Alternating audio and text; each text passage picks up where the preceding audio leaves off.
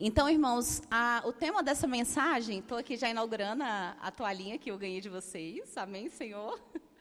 E o tema dessa mensagem é deixando para trás as coisas de menino. E quando Paulo, ele traz esse ensino para a igreja de Corinto, a igreja de Corinto era uma igreja que as pessoas tinham muitos dons espirituais, só que estava passando por um momento de muita imaturidade. Era muita briga, dissensão, fofoca, né? Era muita picuinha no meio da igreja. Tinha ali competições, tinha comparações espirituais. E aí Paulo ele vem com essa palavra para trazer uma exortação para a igreja, de maturidade, de crescimento. E aqui a gente não tem problema com isso, né? Que nós somos uma igreja madura, mas em outras igrejas por aí, isso acontece muito. Aqui não. Aqui só tem crente maduro, gente assim, provada pelo fogo. E aí o que acontece? Essa palavra ela não vem apenas para ser uma exortação de crescimento, de amadurecimento espiritual, como de todas as áreas da nossa vida. Porque nós, como seres humanos, nós somos o quê? Tripartite. O que significa isso? Nós somos formados por espírito, alma e corpo. Então, o nosso corpo físico é essa carcaça, né, que a gente se apresenta para as pessoas.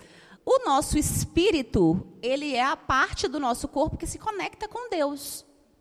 A palavra do Senhor diz que o espírito dele, ele testifica no nosso espírito que nós somos filhos de Deus. Então, às vezes as pessoas falam assim, o Senhor falou no meu coração. O Senhor não fala no coração.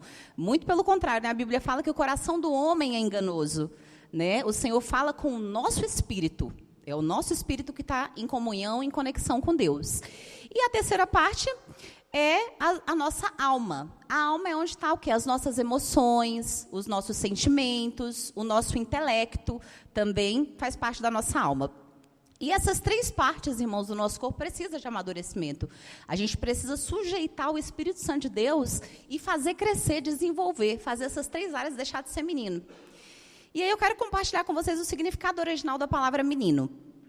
Eu gosto muito de trazer o sentido original das palavras, porque traz uma profundidade maior, um entendimento maior do original que foi escrito, né? A palavra do Senhor. Então, a palavra menino para esse texto, no original grego, significa népios. E o que é népios? Criança pequena, imatura, alguém sem capacidade de discernimento e alguém que ainda não desenvolveu entendimento.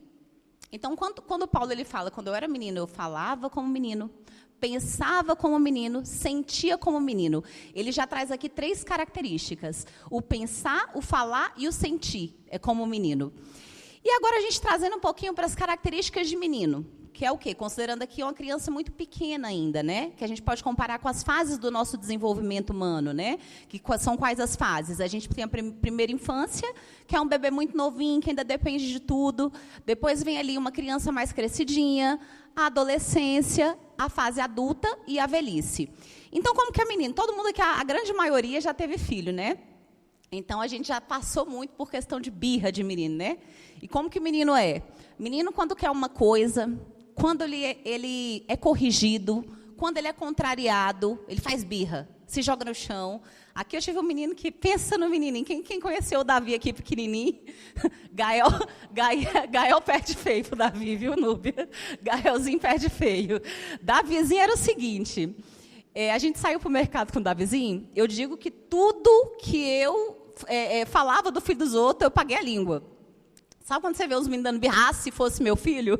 Quando eu tive o Davi, gente, vocês estão entendendo? De todas as maneiras eu paguei a língua. Aí Davizinho se jogava. Gente, a minha mãe falava assim, esse menino é doido, Vanessa, leva no psiquiatra. Ele é doido. Eu estou amarrado em nome de Jesus Cristo.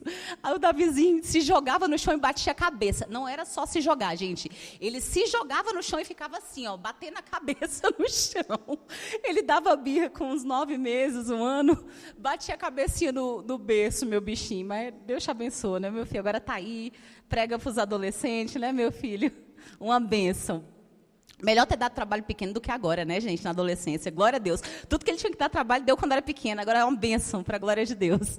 E aí, então, Davizinho era assim, era contrariado, dava birra, fazia... E quem já teve menino que dá birra, a gente sabe, né? Eles querem tudo do jeito deles, para educar uma luta, tudo é uma luta. E muitos crentes por aí são assim também. quando quer alguma coisa de Deus. Tem gente que faz até campanha, faz jejum, para tentar convencer Deus de alguma coisa. Faz um jejum, eu vou pagar um preço aqui de oração para Deus poder me abençoar, para abrir essa porta, para acontecer tal coisa, ou para abençoar alguém. E faz uma campanha, jejum, oração, e aí quando as coisas não acontecem, acaba se decepcionando com Deus e faz birra. Não vou jejuar mais não vou fazer mais oração, não vou fazer mais isso, porque não funciona, não adianta nada. Meio que fica de mal de Deus, né, por causa disso. Mas, gente, jejum não é para a gente conquistar as coisas de Deus, não. Jejum não é para a gente convencer Deus a fazer alguma coisa que a gente quer que seja feita. O jejum, biblicamente, ele é para enfraquecer a nossa carne, é para nos santificar, não é para fazer a gente conseguir bênçãos espirituais.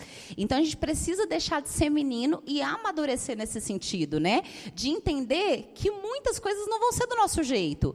Não é porque a gente serve a Deus, não é porque a gente é fiel a Deus, que as coisas vão ser mais fáceis para nós. Muito pelo contrário, né? A Bíblia diz que o caminho de quem serve a Deus é estreito, né? A porta é estreita, então é um caminho mais difícil. A própria palavra do Senhor vai trazer a reflexão: não tenha inveja dos homens maus, da prosperidade, das coisas que acontecem com os homens maus, né? Porque a verdade é essa: as coisas para quem não serve a Deus são mais fáceis, né? Mas o final deles é a perdição, como a Bíblia diz, né? Então, a gente tem que ter essa maturidade. E a própria palavra do Senhor vai nos dizer, em Provérbios 19, 21, o ser humano pode fazer muitos planos, contudo, quem decide é Deus, o Senhor. Então, a gente tem que ter essa maturidade de que a gente pode fazer planos, a gente pode projetar, a gente pode sonhar. E é importante que a gente faça isso mesmo. Eu estava até ouvindo uma pregação que falava assim: não sonha pequeno, não, sonha os sonhos de Deus. Porque o que é pequeno, com o nosso esforço, a gente consegue realizar. Mas os sonhos de Deus, a gente depende do impossível, depende de um milagre para que seja concretizado, né? Então, é outra parte também. Às vezes, a gente tem uma mentalidade muito pequenininha. Eu estou conformado com essa vidinha que eu estou levando, eu estou conformado com isso aqui. Essa é a porção que Deus tem para a minha vida. E a gente deixa, às vezes, de sonhar os sonhos de Deus. Então, a minha oração é que o Senhor te visite hoje e coloque os sonhos dele no seu coração. Te traga à memória o que te traz esperança. Te traga à memória aqueles sonhos que o Senhor colocou no seu coração quando você ainda era novo. Sabe quando a gente é novo? A gente tem uma mentalidade assim, né? Tanta imaginação e a gente sonha tanto, tem tantos planos. E conforme a gente vai amadurecendo, a gente vai, parece que deixando de ter fé. Acreditando que o quê? Que não, que é grande demais aquele sonho, que às vezes Deus não tem isso preparado para nós. Então, que você traga à sua memória sonhos esquecidos, promessas esquecidas, coisas que lá atrás o Senhor colocou no seu coração, gerou no seu coração e que você nem se lembra mais. E que você volte a sonhar esses sonhos de Deus. E se for para realizar, Ele vai realizar, né? Porque a resposta vem dEle. Outra característica de menino: o menino ele não tem compreensão, ele não tem o discernimento das coisas, né? E o que a gente percebe é que muitas vezes a gente conhece a Jesus, vai crescendo em Deus em algumas áreas e outras vão ficando paralisadas. É como se fosse aquela síndrome do Peter Pan. Vocês já ouviram falar? Na área da psicologia tem isso, síndrome de Peter Pan. A pessoa cresce, vira adulto, mas ela não quer amadurecer. Então, você já viram aqueles casos de menino de 30 anos que mora com pai e mãe, que a mãe ainda lava roupa, que ainda a mãe faz comida, que a mãe faz tudo, que é totalmente dependente, que parece uma criança? A irmã Valéria já deu uma risadinha, né? Sozinha também. Então, tem os meninos aí que tem a síndrome de Peter Pan, não cresce, não quer amadurecer, não quer crescer, não quer se desenvolver. E, às vezes, isso acontece com a gente, na parte espiritual. A gente já deixou de ser menino, eu não vou nem perguntar aqui, mas você vai, para não expor ninguém, mas você vai refletindo com você mesmo. Você já tem, assim, mais de 3 anos que é crente, que é servo de Jesus? Mais de 5? Então, assim, quanto mais tempo nós temos de caminhada cristã, mais experiência nós vamos tendo com o Senhor e mais amadurecimento isso tem que gerar em nós. Agora, quando a gente continua com as atitudes de menino, já é crente velho, já era para tem luta que já não era para estar pelejando com essas mesmas lutas mais, já era para estar assim com lutas diferentes, né? Então, tem coisa que não é mais para a gente estar naquilo. Já era para a gente ter evoluído há muito tempo, a gente está pelejando. Às vezes tem uma porta que o Senhor quer abrir, mas Ele precisa que a gente vença uma determinada área aqui, para abrir aquela porta, e a gente está aqui, pelejando aqui ainda, pelejando aqui nessa porta. Eu brinco que é que nem aqueles joguinhos, né? Os meninos aí que são mais dos jogos, geralmente, quando você mudar de fase, você vai conquistando ferramentas, não é assim, Davi? Vai me falando aí os nomes dos negócios que você vai conquistando nos jogos, para você passar para a próxima fase. Aí, quando você passa para a próxima fase do jogo, você tem ali ferramentas, bagagens que vão te ajudar a passar aquela outra fase, não é assim? E assim é na nossa vida. Na nossa caminhada, a gente vai adquirindo bagagem, ferramentas que vão nos ajudar a passar para o próximo ciclo, a passar para a próxima fase. Só que tem coisa que você fica ali pelejando e não consegue vencer e nunca vai conseguir passar para a próxima fase. Então, isso envolve o quê? Amadurecimento, identificar o que é que está empatando, o que é que está causando embaraço para conseguir evoluir. A palavra do Senhor nos diz em 1 Coríntios 2, 14 a 15. Ora, o homem natural não compreende as coisas do Espírito de Deus, porque lhe parecem loucura, e não pode entendê-las, porque elas se discernem espiritualmente. Mas o que é espiritual discerne bem de todas as coisas. Então, nós precisamos crescer em discernimento espiritual. Tem coisas que nós vamos lutar com armas espirituais. Às vezes você está no serviço, tem um chefe te perseguindo, tem um colega de trabalho te perseguindo. Eu lembro que eu trabalhei num local que eu falava assim, gente, mas não é possível, com uma marmanja dessa, que era uma senhora, me perseguia. E aí a gente era secretária do Dr. Rossini, que era um promotor de justiça, lá no Ministério da Justiça. Aí foi uma bênção, né? Fui trabalhar com ele, eu tinha uns meninos pequenos, ele deixou eu sair mais cedo, porque eu pegava o menino na creche, foi um trabalho abençoado. E por conta de mim, ele mudou o nosso horário de trabalho. Então, ela acabou sendo abençoada por causa de mim também. Porque como ele mudou o nosso horário, a gente só trabalhava meio período e horário corrido, para a gente sair mais cedo, ela trabalhava um período e eu outro. Só que essa mulher começou a me perseguir. Ela já era servidora pública, eu não. Eu estava ali só naquelas empresas terceirizadas, né? E aí essa mulher me perseguia. E ela tinha que deixar a agenda do chefe pronta. Tipo assim, se teve alguma pendência, ela tinha que deixar o recado para mim, para eu dar continuidade. Aí ela não deixava de propósito. Aí depois falava para o chefe que ela deixou e que eu que não fiz a marcação dos compromissos. Então, assim, era o Satanás purinho. E aí a gente tem que ter, numa hora dessas, o discernimento espiritual, que por mais que você queira enforcar aquela pessoa naquele momento, você queira, né? A nossa luta não é contra carne ou sangue. A palavra do Senhor diz isso. A nossa luta é contra principados e potestades espirituais, né? Então, e a gente que serve a Deus é sempre assim. Satanás vai colocar um enviado das trevas no serviço para perseguir, vai colocar, às vezes, na família, na própria família, às vezes vai ter um abençoado para perseguir, vai colocar, às vezes, um amigo, que você fala assim, mas é meu amigo, gente, até tu, Brutus, né, como diz. E aí a gente tem que ter o discernimento. E a Bíblia fala que as nossas armas também não são carnais, elas são poderosas em Deus, espirituais, para destruir fortalezas. Então, é nesse momento que tem que ter o quê? O discernimento. Quais são as nossas armas espirituais? É a oração, é o jejum, porque a Bíblia fala que tem certas castas de demônio que só sai com jejum e coração. Então, além do jejum nos santificar, ele nos dá poder para vencer espíritos malignos que estão resistindo, né? E a palavra do Senhor também vai nos dizer que a maldição ela acompanha até a 3ª e 4ª geração daqueles que me aborrecem.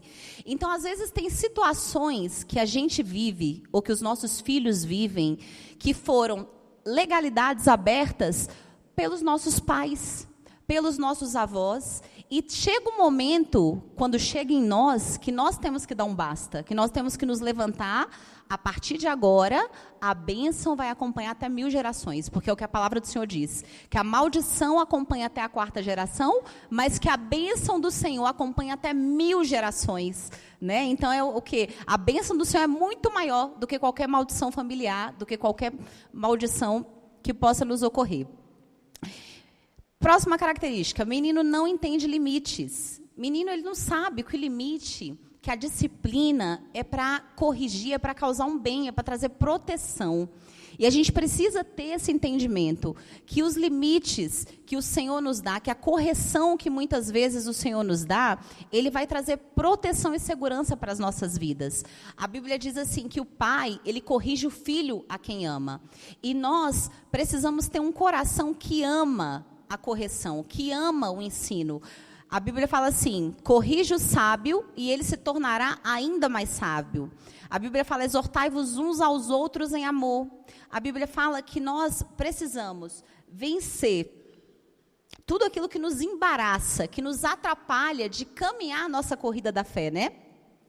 O homem que muitas vezes repreendido endurece a cerviz, será quebrantado de repente sem que haja cura. Provérbios 29:1. O que está dizendo aqui?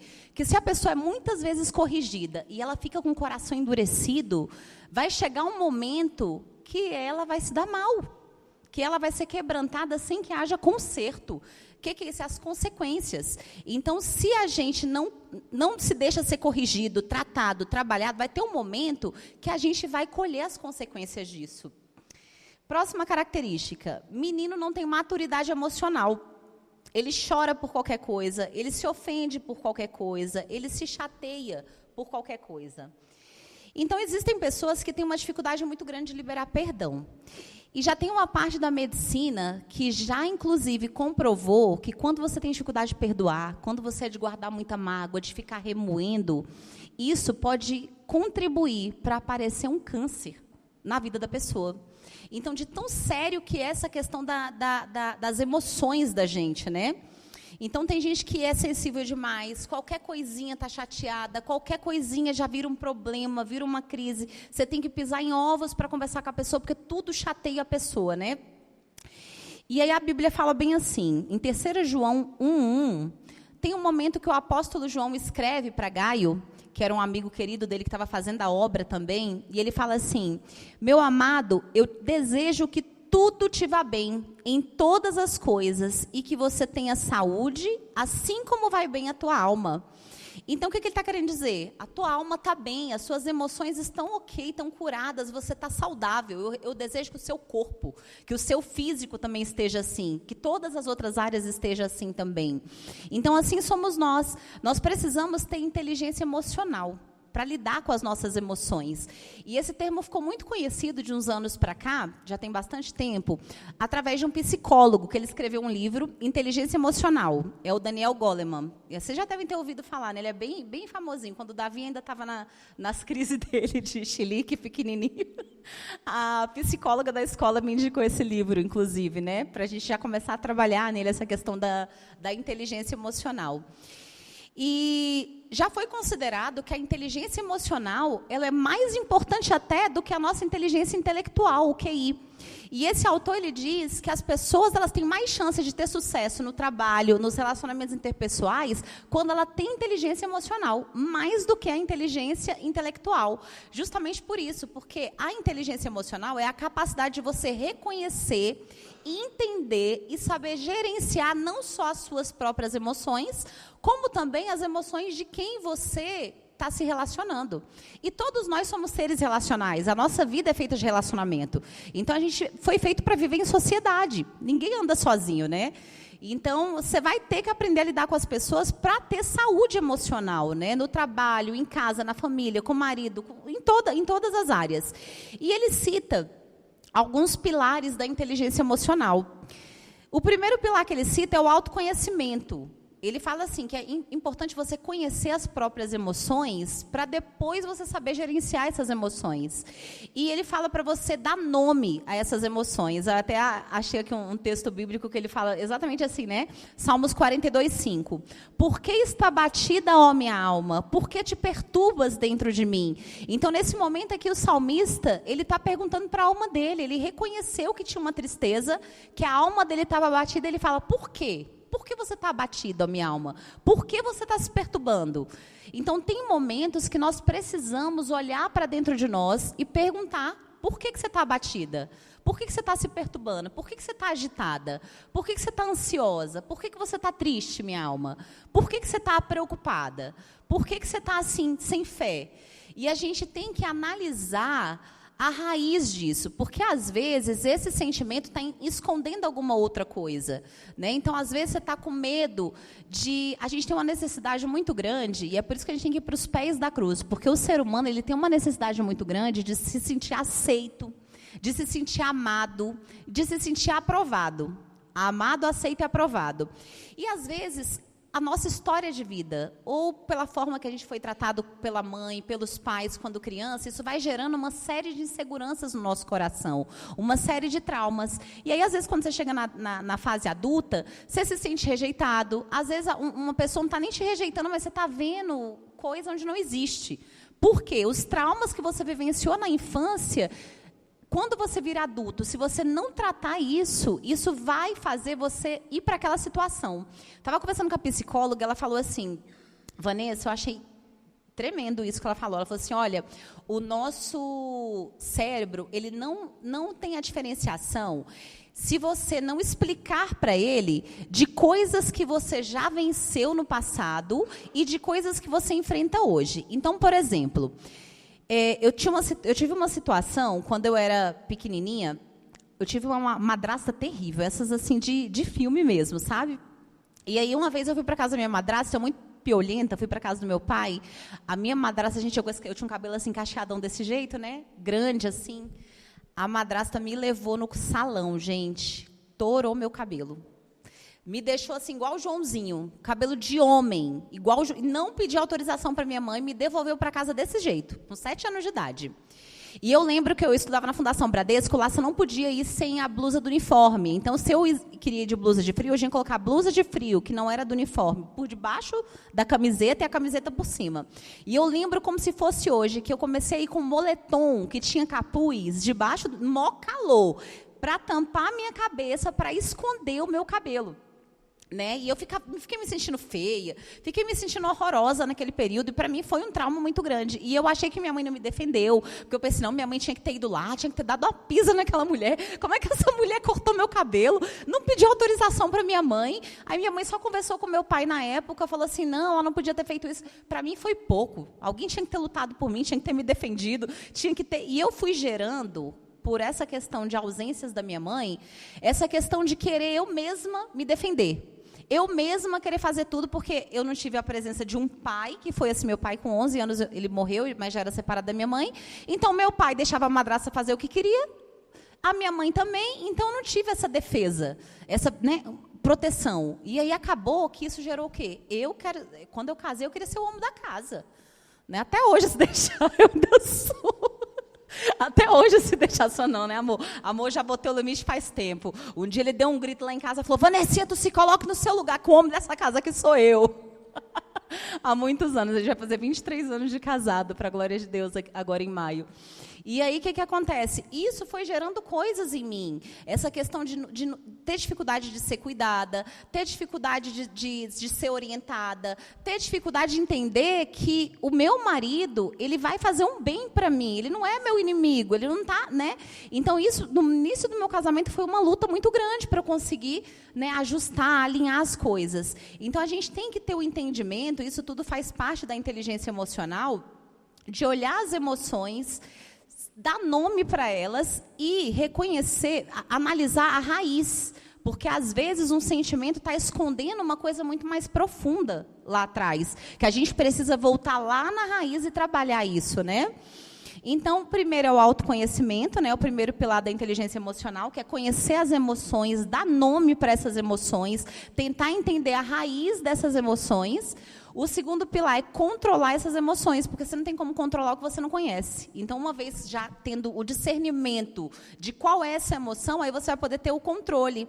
E existem duas percepções. A gente tem a autopercepção, que é a percepção que nós mesmos temos das situações, e tem a heteropercepção, que é a percepção do outro. Então, a forma como o outro está enxergando a situação que a gente está vivenciando. Então, às vezes, você teve um conflito no trabalho, teve um conflito na igreja com alguém, teve um conflito no casamento. Você tem uma visão daquela situação. O seu cônjuge tem uma outra visão daquela situação. Então, por isso que é importante o terceiro pilar, que é o quê? A empatia. É você se colocar no lugar do outro para resolver os conflitos, para resolver as situações. Tentar enxergar como o outro enxerga. Só que, às vezes, a gente faz o quê? Foge do embate, que é outra situação de menino, de imaturidade. Ao invés da gente conversar, a gente foge disso. Ao invés de conversar com um cônjuge, com um colega, conversar com um chefe, conversar com uma autoridade, com um líder, a gente prefere, às vezes, fazer birra, fazer bico, às vezes fala mal nas costas, mas tem a dificuldade de chegar na pessoa e resolver com a pessoa. E desarmado, que às vezes também a gente chega para resolver um conflito querendo acusar, querendo já colocar como se a pessoa tivesse errada. Então, por isso que é tão importante você ter simpatia, você tentar colocar no lugar da pessoa, mas não só colocar no lugar da pessoa, mas tentar entender o contexto de vida dela. Então, por exemplo, hoje eu consigo entender o porquê que a minha mãe era daquela maneira, porque ela não recebeu o cuidado do pai e da mãe. Então, é difícil você dar algo que você não tem. Então, às vezes, os pais vão reproduzindo, né? E ela tentou fazer o melhor dentro dos limites dela, assim como eu falo para os meus filhos. Se eu for conversar com os meus filhos, vão falar um monte de defeito que eu tive na maternidade, né? Mas eu pensava que eu estava fazendo o que era bom para eles. E aí, a gente, como diz Amor, né? Amor fala que a gente é os maiores causadores de trauma na vida dos filhos da gente. Que a nossa função é traumatizar, né? Amor fala assim, nossa função é traumatizar. Está amarrado. Mas é porque é isso. A gente nunca vai estar perfeito. Por mais que a gente está tentando acertar, está achando que está fazendo melhor, os filhos sempre vão reclamar de alguma coisa, vão apontar alguma coisa, vão achar que não foi. Mas mesmo assim, a gente vai tentando sempre ser um pouquinho melhor. Eu tenho certeza que se eu fosse perguntar aqui, olha, mesmo que se a sua mãe não foi carinhosa, mesmo se sua mãe não foi uma mãezona presente, você não tentou ser uma mãe melhor? Se o seu pai não foi assim, você não tentou ser um pai melhor também? Eu tenho certeza que todo mundo aqui tentou ser um pouquinho melhor, mas a gente tem as nossas limitações, né? E por isso que é importante se colocar no lugar do outro, para tentar resolver. Outra característica de menino. Menino reclama de tudo. Nada tá bom. Sempre acha defeito, sempre critica, sempre murmura, sempre encontra algum problema. Isso é o que? A mentalidade infantil. E eu achei tremendo que o pastor Sérgio, que ministrou aqui na reinauguração, a gente foi receber ele para um lanchinho no gabinete, e ele falou assim, que o pastor dele ensinou na igreja para eles o seguinte: tem irmão que tudo acha um problema. Ali está com goteira, ali está não sei o quê, a gente podia fazer tal coisa, podia fazer tal coisa. Ele falou que o pastor dele ensinou assim: você achou um problema na igreja? Esse problema é seu, resolve ele. Adorei, falei, foi o pastor Sérgio, nós já vamos colocar isso em prática na igreja. Achou um problema, irmão? É seu. Ah, vamos fazer tal coisa? Faz. Ah, que está precisando de evangelismo? Seja o líder do evangelismo. Essa semana falaram para a gente. Nossa, está precisando de gente, a gente podia fazer. Bora, seja usado. Lidera esse ministério de evangelismo aí. Né? Porque é difícil. Eu e Amor somos dois, eu e ele. A gente não vai conseguir fazer tudo. Mas a igreja é nossa, de todos nós. É a nossa família, é a nossa casa. Então, tá com defeito ali, tá com a barata, tá com a sujeira, tá com uma coisa que pode ser melhorada, vai lá e resolve. O problema é seu. Achou um problema, ele é seu. Outra característica de menino. Menino faz comparação de tudo. Então, vocês já viram? O menino está lá com um brinquedinho. Meu brinquedo é melhor do que o seu. O meu pai é melhor do que o seu. A minha mãe é melhor do que a sua. Não sei quem é melhor do que não sei quem. E na palavra do Senhor a gente vê isso, né? Eu sou de Paulo, eu sou de não sei quem, eu sou de não sei quem. Os discípulos de Paulo, eu sou de fulano, eu sou de ciclano, meu discipulador é melhor do que o seu. Então, a gente tem que amadurecer nisso. A comparação é um sinal de imaturidade espiritual. E a gente precisa romper, não comparar. Ah, mas naquela época, fulano... Ah, mas não tem que ter comparação, gente. Comparação, ele é o ladrão da felicidade. Eu até, há muitos anos atrás, eu trouxe essa palavra uma vez num culto de mulheres, sobre isso, sobre comparação, que é o ladrão da felicidade. Você começa a comparar essa questão de, mas o marido da minha amiga, não sei o quê, faz assim, e serve ela, e vai ter os jantares, e o marido dela faz tal coisa, e o meu não faz. O marido da fulana leva o café da manhã. Eu estou falando marido, que é muito contexto da gente de mulher, né? E tem muitas mulheres aqui. Homem, acho que não tem muito isso, não. Isso é mais coisa de mulher, esse negócio de comparação, né? Hein, amor? Hã? É o carro, a empresa aí, ó, o trabalho, né? Às vezes não sabe o que a pessoa, às vezes não sabe, né? O colega está ali ganhando bem, tá assim com sucesso financeiro, mas ninguém sabe o caminho que a pessoa percorreu para chegar lá, né? Vai fazer o caminho daquela pessoa para você ver. Às vezes você até desiste de ter tudo aquilo ali, se você tiver que fazer o mesmo caminho que ela fez, né? Então é justamente isso. A comparação é o ladrão da felicidade. Então a gente não pode ficar se comparando. Cada um tem um contexto de vida. E outra coisa, gente, tem um ditado que diz assim, que a grama do vizinho é mais verde, né? Mas é sintética. O povo fala assim, mas é sintética. Não é uma grama. Então nada do que às vezes você está vendo é aquilo de verdade. Então, às vezes, o marido da fulana vai lá e serve o café da manhã e na frente dos outros, sabe? Mas em casa é um ogro. Às vezes, sabe, não é nada daquilo. Então, principalmente Instagram. Eu estava vendo tanto que é mentirosa essas coisas, sabe? Eu ouvi dizer... Eu ia contar aqui, mas eu vou falar assim, eu ouvi dizer, não vivi isso, porque eu estou sendo filmada, não posso entregar minhas fontes. Aí eu ouvi dizer uma situação, que o pessoal viajou aí para uma chácara, e aí nessa chácara, gente, o pessoal ficou num quarto mais simples, que não tinha... Lá tinha uns quartos bem chiques, que tinha, assim, banheira, de hidromassagem, virada, assim, para o lago, um trem mais chique. Pois o povo foi lá, no quarto, que estava na limpeza, gente. O quarto estava sendo limpo para um outro hóspede chegar. A pessoa foi lá, filmou as banheiras de hidromassagem, o lago, fingindo que era o quarto que a pessoa estava hospedada, gente. Viram isso e me contaram. E postaram. E eu falei assim, gente, como a gente não pode acreditar em nada do que vê? O povo colocou roupa de academia para fingir que fez exercício. E fez uma corridinha de 100 metros. Gente, é sério, eu fiquei chocada quando eu fiquei sabendo dessas coisas. Fizeram uma corridinha, todo mundo com roupa de exercício. Fizeram a corridinha bem aqui, gente. Tipo assim, dali até aqui enquanto fazia o vídeo. Para fingir que todo mundo fitness. Então, gente, o Instagram é uma mentira. Não acredita no que você vê. Não acredita nessa vida perfeita que as pessoas parecem transmitir. Sabe? Vamos cuidar da nossa grama, para fazer a nossa grama ficar verde, para fazer a nossa grama ficar saudável, para fazer a nossa grama ficar boa. E parar de olhar para a grama do vizinho, né? Deixa eu abrir aqui, que toda hora esse trem do marido trava. Para botar a senha de novo. Uma hora eu vou ter o meu, que aí só de olhar aqui ele já destrava, né, amor? Com a face. Outra característica de menino. Menino faz fofoca. Menino é fofoqueiro. Faz fofoca. Fica com disse-me-disse, com não sei o que, nananã. E a palavra do Senhor nos diz o seguinte, que 6 coisas o Senhor odeia. E a 7ª, a sua alma abomina, que é o que semeia contenda entre irmãos. Então, irmão, a gente tem que ter maturidade de resolver conflitos olhando no olho. É muito fácil você ir num grupo do Instagram... num grupo do WhatsApp, né? Instagram não tem grupo. Você ir num grupo do WhatsApp e jogar uma indireta para um irmão que está ali no grupo com a situação que você não gostou. Você viu que alguém da igreja, ou você viu que um amigo do trabalho, que alguém fez uma coisa que você não concordou com isso.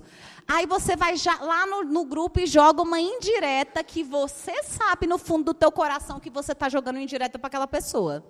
E a pessoa vai vestir a carapuça porque ela vai saber que ela não é burra, que foi uma indireta. Então, a gente precisa ter maturidade para resolver. Mas como a gente quer o caminho mais fácil, a gente, às vezes, quer fugir do embate, quer fugir do confronto, quer fugir de olhar no olho, porque é mais difícil você chegar aqui e falar assim... Pastor Quintão, eu tô com uma dificuldade com o senhor, vem aqui.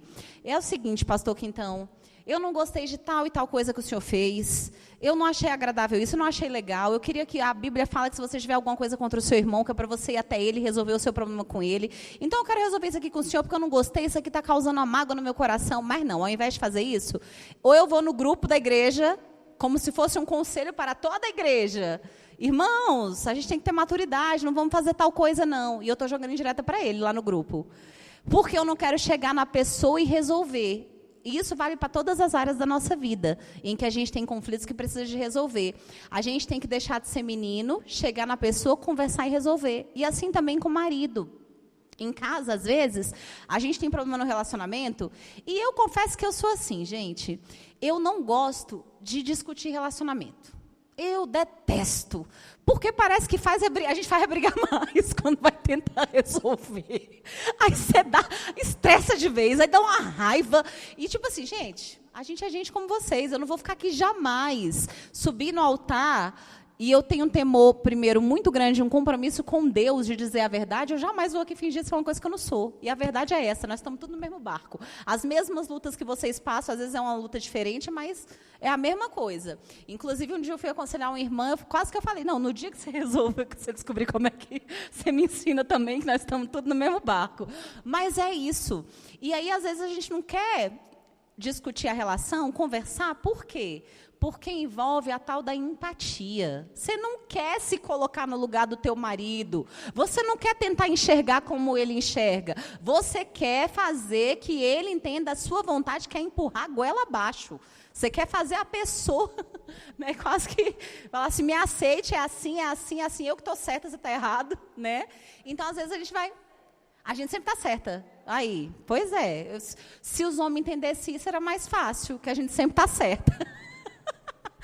Mas não, a gente precisa muitas vezes ter humildade e sentar para resolver, olhando com isso, com empatia.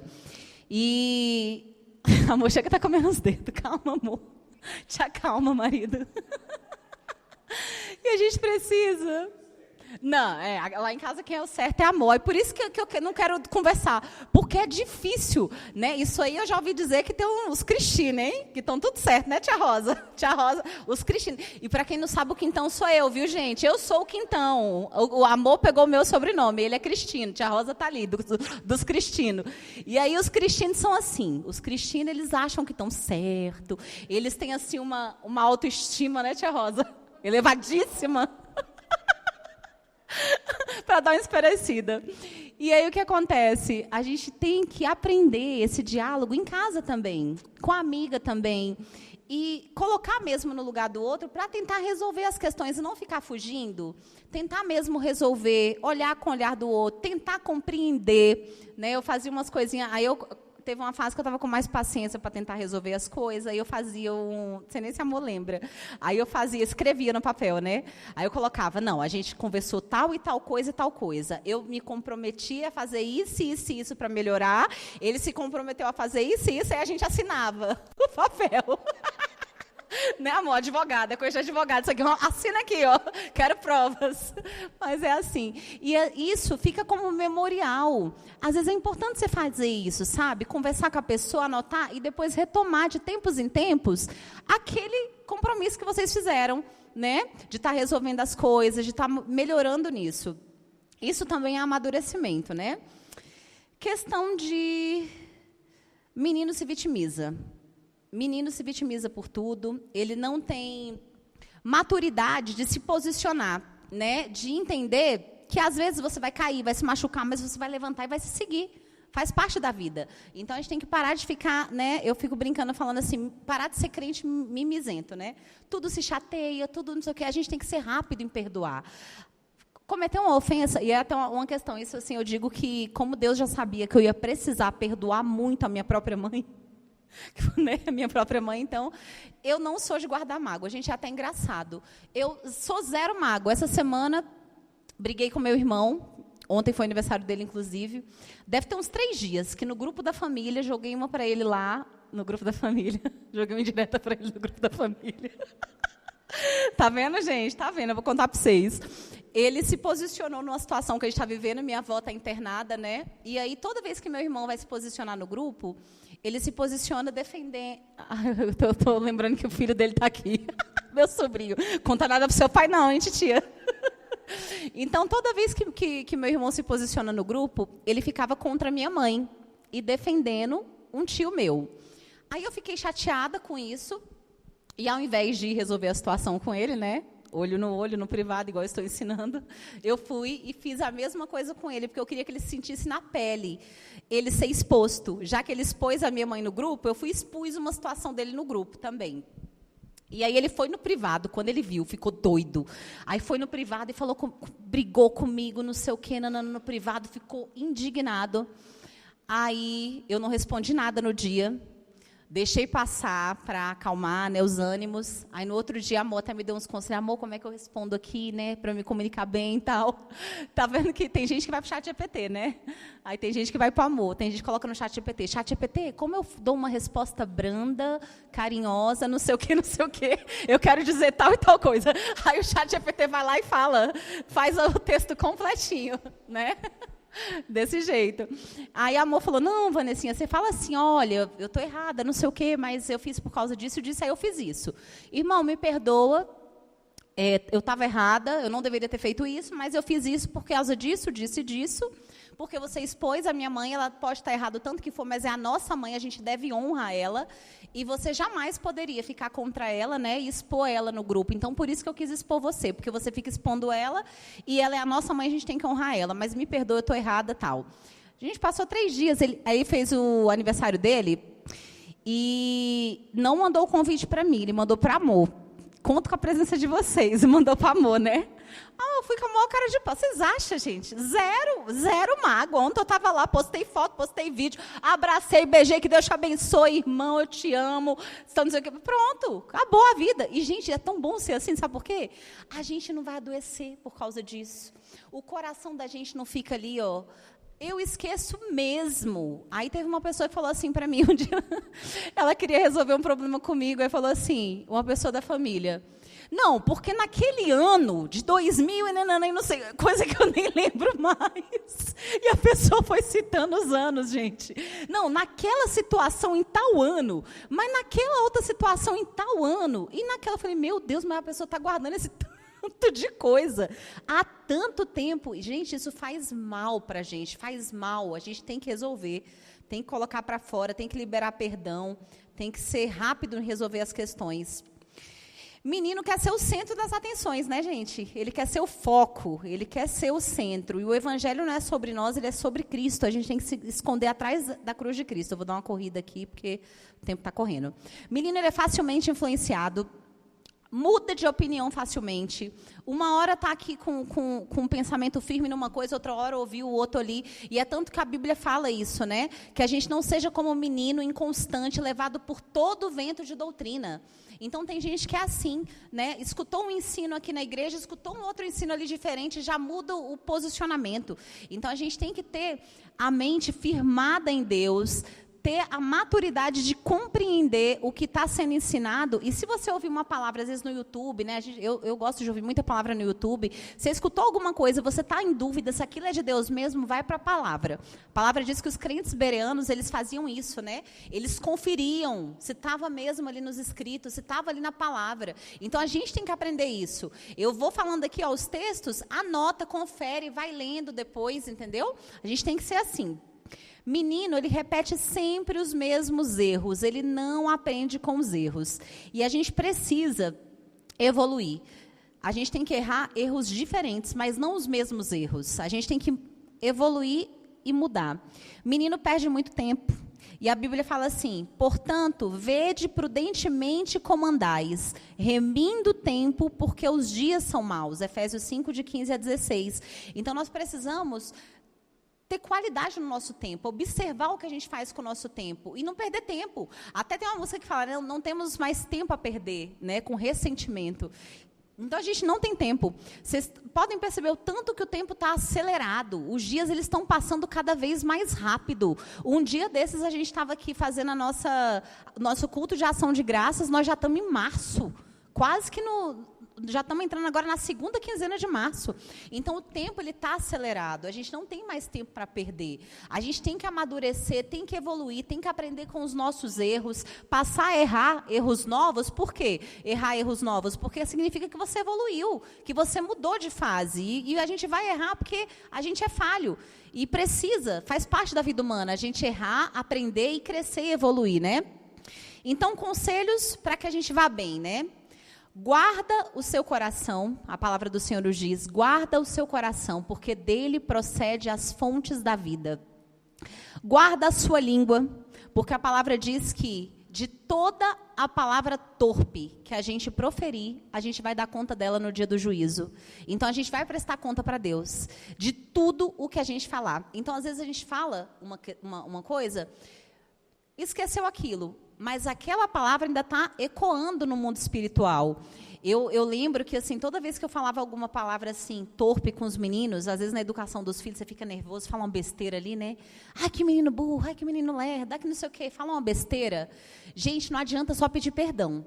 Não adianta só ir lá e falar assim, me perdoa, meu filho, por causa disso. Deus, me perdoa porque eu... Não, você tem que orar, clamar ao Senhor. Senhor, torna essas palavras sem efeito, recolhe essas palavras do mundo espiritual, torna elas sem efeito, em nome de Deus, perdoa a minha ignorância, não deixa que isso, né, venha, que Satanás venha pegar essa palavra e que isso seja uma legalidade para que ele venha agir na vida do meu filho, porque a palavra do Senhor diz que a nossa boca, ela tem poder de produzir bênção ou maldição, vida ou morte, então a gente tem que começar a declarar a palavra de Deus, e isso é outra, vai ser um tema de uma ministração, porque é algo que Deus tem ministrado muito forte no meu coração também, sobre essa questão das palavras proféticas, que a gente é servo de Deus e muitas vezes nós não sabemos usar a palavra do Senhor ao nosso favor, no sentido de o quê? De guerra espiritual que eu estou falando, não é usar para você conquistar coisas, né? Não é o pensamento positivo, é eu falar a palavra positiva que isso vai atrair coisas boas para mim, não é disso que eu estou falando, eu estou falando de usar decretos proféticos. Valnice Milhomem estava falando sobre isso, eu achei a coisa mais incrível, é tremendo, quando você abre ali a palavra de Deus, e quais são as promessas que o Senhor fala? Eu e a minha casa serviremos ao Senhor, então é você declarar, parar de declarar, igual uma vez eu falei, foi o Júnior que me falou, e eu achei bem interessante, né, eu falando que a minha mãe não serve ao Senhor, minha mãe doou um fogão, eu ainda falei assim, coloquei no grupo, né, a minha mãe doou o fogão, e minha mãe nem crente é, aí eu falei assim, gente, vamos orar pela minha mãe, que ela não é do Senhor ainda, né? Mas já tem um coração mais rendido do que muito crente. Você vê, ela não tem apego financeiro. E ela nem tem muita condição, mas doou, parcelou lá em 12 vezes o fogão e está aí, uma gracinha o nosso fogão, né? Então, aí o Júnior falou bem assim, amém. Aí o Júnior falou assim, ela é do Senhor, sim, ela é do Senhor em nome de Jesus. Então, a gente não pode entregar aqueles que a gente ama nas mãos do diabo com a nossa própria boca. Como é que eu viro e falo que não, ela é do Senhor em nome de Jesus? Isso é decreto profético. Eu declaro que eu e minha casa serviremos ao Senhor. Eu declaro que a minha mãe pertence a Jesus. Eu declaro que o meu irmão vai ser rendido ao Senhor e que vai sair todo o embaraço da vida dele. É isso, é decreto profético. É a gente trazer o que a palavra do Senhor nos ensina, quais são as promessas que a palavra do Senhor nos traz, a gente declarar isso com autoridade no mundo espiritual e em voz alta. São decretos proféticos. E, por fim, ele diz assim, Paulo, quando eu era menino, eu falava como menino, pensava e sentia como menino. Isso indica que uma transição, quando eu era, em algum momento a gente tem que deixar de ser. Em algum momento a gente tem que mudar a fase, a gente tem que evoluir. E qual é a maior característica da fase adulta, de que uma pessoa amadureceu? É frutos, né? A Bíblia fala que a gente tem que produzir frutos dignos de arrependimento. A palavra do Senhor diz que nós somos como plantas, como plantações junto a ribeiros de água, a qual dá o seu fruto na estação apropriada, que as suas folhas não secam, não murcham, e tudo quanto a gente fizer vai prosperar, vai ser bem sucedido. Então, a gente tem que evoluir, chegar nessa fase de maturidade do nosso corpo, alma e espírito, para que nós estejamos em equilíbrio. Tem gente que sabe que tem que fazer atividade física, gente. O nosso corpo, teve um pregador que ele falou assim, ele adoeceu, não cuidava da saúde, ele era um missionário, eu esqueci o nome dele, McChain, negócio assim, é um trem assim, é um nome americano. E ele adoeceu porque não cuidou da saúde, tinha uma vida desregrada, pregava muito a palavra de Deus, viajava, e naquela época não tinha muito, né, transporte. Ele falou assim, Deus me deu o cavalo e eu matei o cavalo. Ele mesmo declarou isso, eu matei o cavalo, porque não cuidou. Então, o nosso corpo, ele é templo do Espírito Santo, a Bíblia fala isso. Nosso corpo é templo do Espírito Santo, e quem destruir, Deus o destruirá. A palavra do Senhor fala isso. Então, não adianta falar assim, mas isso é, né, o nosso corpo também é espiritual, e a gente precisa ter autorresponsabilidade com o nosso corpo. A gente está, né, no corpo físico envelhecendo cada dia mais, e a gente precisa ter responsabilidade com o que a gente come, porque às vezes a gente mesmo está adoecendo nosso corpo. Açúcar é um veneno, gente, eu também amo. Eu acho que é difícil alguém não amar aqui o açúcar, doce, sobremesa, é bom demais. Adoece a gente, não é, irmão Paulo? Não adoece. Irmão Paulo, ele é todo saudável, faz os jejum intermitente. E, irmão Paulo, verdade, viu? Eu fiz uma semana do jejum intermitente. O Paulo estava compartilhando, né? Que sabe que o jejum intermitente, que é um jejum físico, não é espiritual, ele faz um processo chamado autofagia. Ele mata células que poderiam ser células cancerígenas, né? E células de envelhecimento, não é, Paulo? E ele renova as células. Aí o Paulo estava falando para mim que o tanto que eu ia ter clareza na mente quando eu fizesse. E eu fiz uma semana de... Gente, é sério, eu fui tão produtiva naquela semana, impressionante. Então, são práticas que a gente tem que adotar para cuidar do nosso corpo, do que Deus entregou para a gente. Porque não adianta nada a gente adoecer e não cumprir o propósito de Deus na nossa vida. Né? Então, o que a gente come, a gente tem que ter autorresponsabilidade com a atividade física. A atividade física, a gente não é só para ficar com o corpo bonito, não. Né? A gente não vai ser hipócrita de dizer que não quer ficar. Né? Todo mundo quer ficar bonitinho. Só que faz um bem danado para o nosso físico. Né, Bené? Para dor na perna, para dor na coluna, melhora, gente. Olha, pode parecer que é mentira, mas é verdade. Problema na coluna, problema na junta, problema no joelho, tudo isso a atividade física melhora. Então, a gente tem que ter autorresponsabilidade com o nosso corpo, com o que a gente come, com o que a gente faz, com o nosso espírito. A gente precisa alimentar o nosso espírito, principalmente conforme a gente vai ficando crente velho, a gente vai deixando de lado práticas espirituais. A gente começa a não ter mais tanta prática de jejum. A gente começa mais a não ter tanta responsabilidade com a leitura da Bíblia e com a oração. Tem gente que às vezes passa a semana toda sem abrir a Bíblia, vai ler a Bíblia aqui junto com a gente, quando vai ter o momento da palavra. É desse jeito. Aí depois que as coisas estão mal, por quê? Se a gente não alimenta o nosso espírito, a gente vai ouvir a voz de Deus? Não vai ouvir a voz de Deus. Não adianta dizer que a gente é amigo de Deus se a gente não se relaciona com Deus. E o relacionamento com Deus, ele é uma via de mão dupla. Não é um negócio que, Deus está na minha vida, mas eu não tiro tempo com Ele, eu não priorizo o Senhor, e eu digo que eu sou de Deus. Isso não é uma via de mão dupla. Então, a gente precisa mesmo pagar um preço. E como é que a gente diz que ama o Senhor e não tem prazer de estar com o Senhor? Como é que não tem prazer? Como é que a leitura da Bíblia é um peso, se você diz que ama Ele? Então, a gente precisa ter essa autorresponsabilidade também com a nossa vida espiritual. Porque a gente começa a viver uma vida tão corrida, uma vida tão no piloto automático, trabalhando e correndo ali atrás do sustento, e fazendo as tarefas diárias, cuidando de casa, de filho, de marido. E a gente começa a ficar tão tribulado que a gente não começa mais a viver. A gente começa a sobreviver.